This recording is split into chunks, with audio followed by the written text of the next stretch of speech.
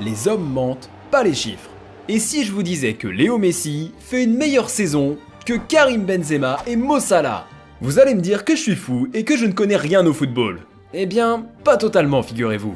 Vous voulez savoir pourquoi je vous dis ça? On y va alors. Voici la statistique qui montre que Messi a fait une meilleure saison que Benzema et Salah.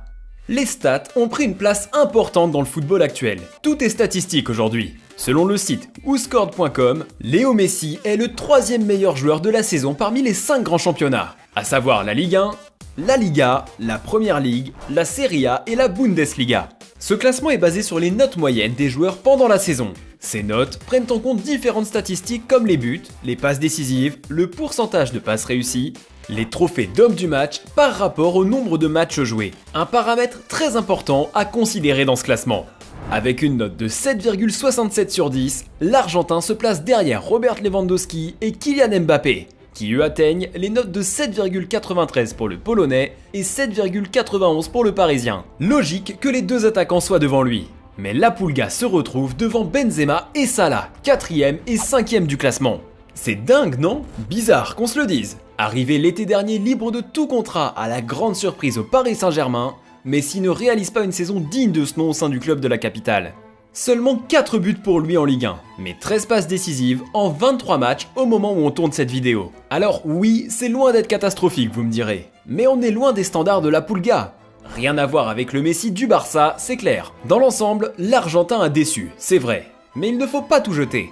Il a tout de même livré de belles prestations en championnat, notamment lors des matchs face à Saint-Etienne ou Clermont où il délivre 3 passes décisives.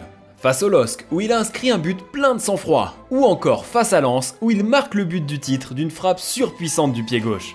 N'empêche, il aurait même pu avoir des meilleures statistiques s'il avait eu plus de chance et si ses partenaires n'avaient pas vendangé certains de ses caviars. On pense à André Di Maria tout d'un coup. Bref, on pense aussi à toutes les fois où il a touché les montants adverses, sur coup franc notamment. Il faut dire que dans le jeu, il n'était pas mauvais cette saison, même si parfois il a été transparent dans certaines rencontres. Enfin bon, c'est peut-être ce qui explique sa note et son classement, non?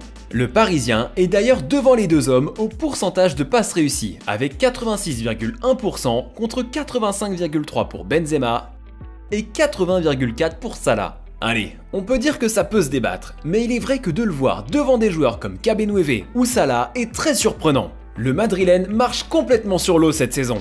Il plante but sur but. Vous voulez ces statistiques? Ok. 42 buts, toutes compétitions confondues, dont 25 en Liga et 13 passes décisives. Mais surtout des performances incroyables en Ligue des Champions. C'est remarquable. Le grand favori pour le prochain Ballon d'Or, pour beaucoup, c'est un oui en tout cas. Mo Salah lui aussi est au top de sa forme. Il est le meilleur buteur et passeur de Première Ligue avec 22 buts et 13 passes décisives. Phénoménal. D'ailleurs, il vient aussi d'être élu meilleur joueur de l'année de la part de la Football Writers Association. Non, franchement, ces deux-là sont juste trop forts cette saison. C'est pour cela qu'il faut prendre ce genre de statistiques avec des pincettes les amis. On regarde la télé quand même, et on voit très bien que le français et l'égyptien sont au-dessus de Léo Messi cette saison. Ces chiffres sont vraiment paradoxaux. En fait, je me demande comment a été fait ce calcul. Ah oui, j'oubliais aussi, on peut voir que Sadio Mané n'est même pas dans ce classement. Ouais, enfin bref, ce n'est que mon avis bien sûr. Vous en pensez quoi vous ? Que pensez-vous de toutes ces statistiques qu'il y a dans le football moderne? Et à quel niveau placez-vous les performances de Léo Messi? Va-t-il faire mieux la saison prochaine? Allez les amis, si vous avez aimé cette vidéo, je suis sûr que vous apprécierez celle-ci. 8 anecdotes sur Messi impossible à croire. Salut à tous et vive le foot!